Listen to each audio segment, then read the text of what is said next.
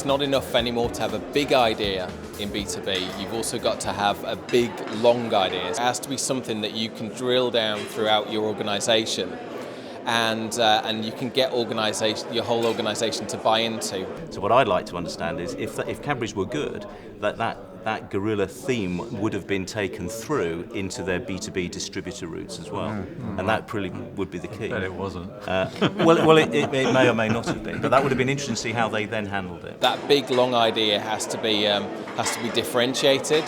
It has to be relevant, so it has to really be of its time, but it also has to be authentic.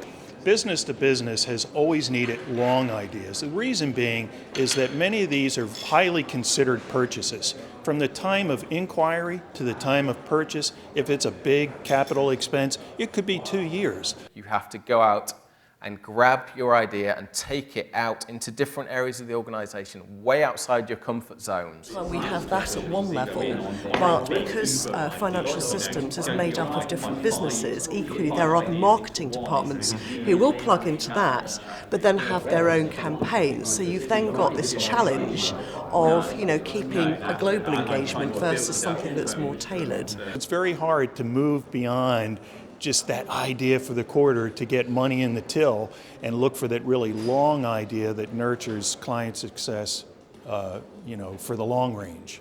People tend to shy away from the difficult things. It's much easier to do an advertising campaign. If I've got budget, I can do an advertising campaign. If I've got budget, I can do a website. A truly big, long idea, even the content isn't enough. The key thing for a marketing function now, and this is where I see the fundamental change, is that we have to get out of this idea that it's all about us controlling things, because we can't control things anymore. Companies need to test and learn, and learn. I think companies are almost like, oh no, we can't do that because it's too much of a shift.